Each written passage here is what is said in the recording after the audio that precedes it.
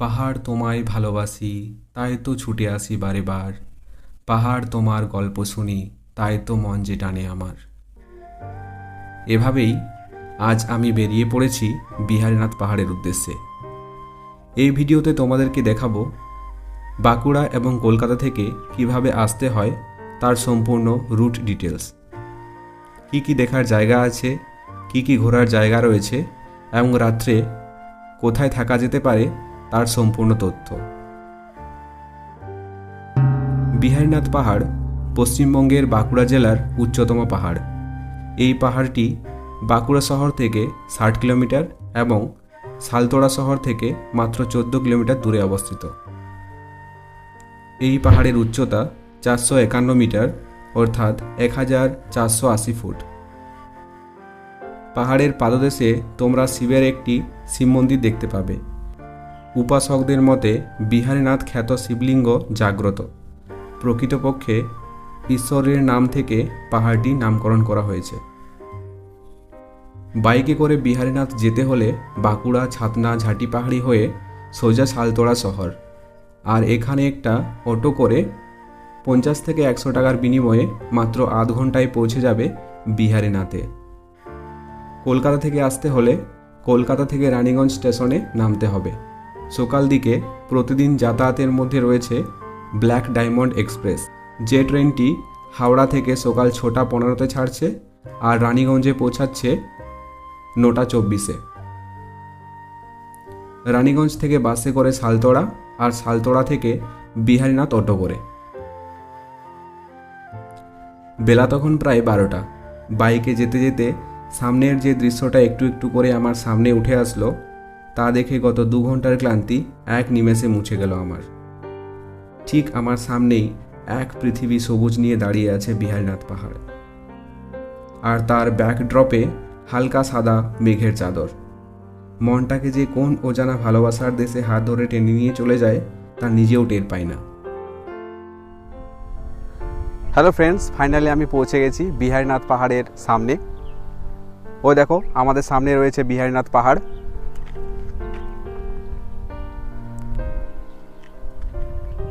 আর 1 kilometre গেলেই আমি পৌঁছে যাব পাহাড়ের পাদদেশে। সো তোমরা ভিডিওটা স্কিপ না করে শেষ পর্যন্ত দেখতে থাকো। তো চলো যাওয়া যাক পাহাড়ের দিকে। প্রায় 3 কিলোমিটার পথ এসে যেন পৌঁছালাম বিহারীনাথের পায়ের কাছে। এসেই দেখলাম খুবই বড় একটা বটগাছ। দেখলাম এই অসহ্য গরমে কিছু পথিক মানুষ গাছের নিচে বিশ্রাম নিচ্ছে। তারপর একটু হেঁটেই একটা মিষ্টির দোকানের পাশ দিয়ে গেলাম বিহারীনাথ মন্দির।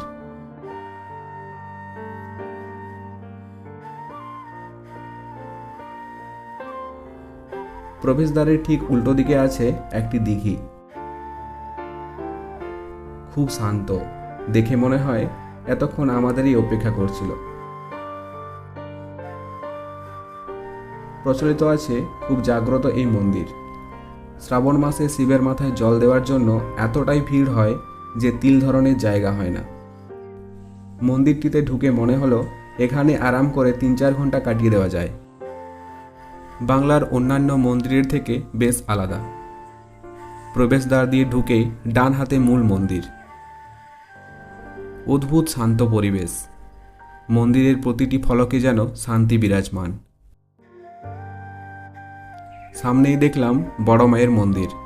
সেখানে গুপ্তদান বাক্সে দান করে মাকে ভক্তি ভরে প্রণাম করলাম।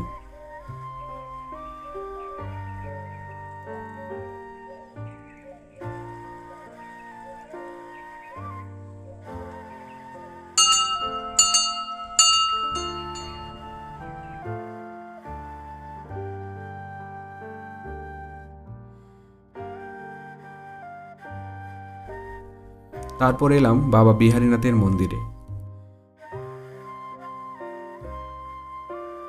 এখানে এসে দেখলাম দুজন পুরোহিত ক্লান্ত হয়ে মন্দিরের ভিতরে ঘুমোচ্ছে। এখানেও বাবাকে স্মরণ করে ঘণ্টার ধ্বনি বাজিয়ে মন্দির থেকে বেরিয়ে গেলাম।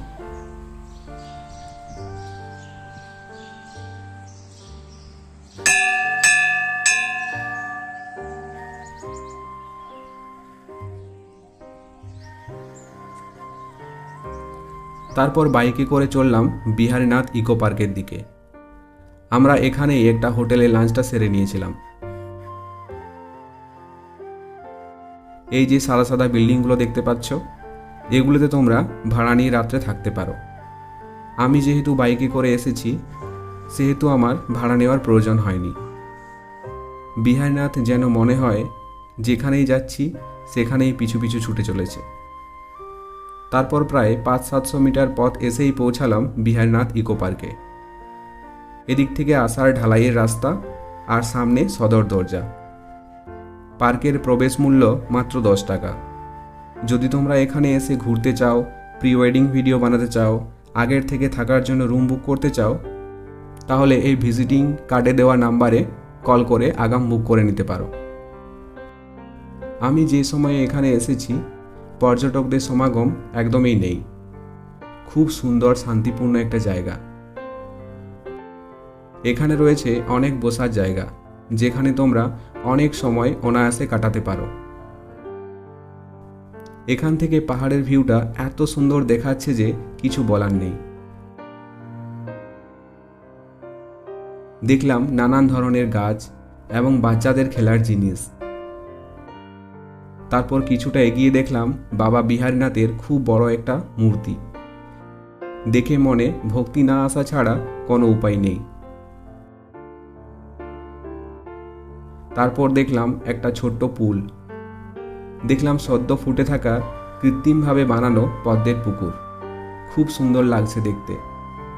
যতই দেখছি ততই দেখতে ইচ্ছে করছে।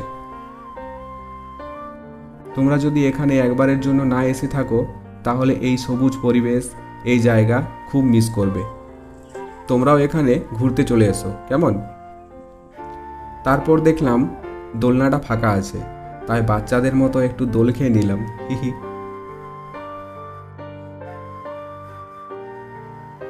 তারপর অবশেষে এনাকে দেখতে পাচ্ছ, ইনি হলেন বিহারী বাবা। পাহাড়ের উপরে এই কুড়ে বাড়িটাতে থাকে। আর এটা হলো সেই বিখ্যাত আম গাছ। আর এটা পাহাড়ের ভূগর্ভস্থ থেকে বেরিয়ে আসা আম ঝর্ণা। এই ঝর্ণা আম গাছের নিচে আছে বলে নাম হয়েছে আম ঝর্ণা। তারপর এখান থেকেই বাঁকুড়ার সর্বোচ্চ শৃঙ্গ বিহারীনাথকে বিদায় জানিয়ে বেরিয়ে পড়লাম। অনেক সবুজ, অনেক নতুন সত্তা, অনেক নিজেকে নতুন করে জানা নিয়ে ফিরে চললাম বাড়ির দিকে। ভিডিওটা কেমন লাগলো অবশ্যই কমেন্ট করে জানাও। যদি ভালো লেগে থাকে তাহলে অবশ্যই একটি লাইক করে সাবস্ক্রাইব করে পাশে থাকা বেল আইকনটিতে প্রেস করে রাখো। কি হলো, এবার তোমরা আসছো তো?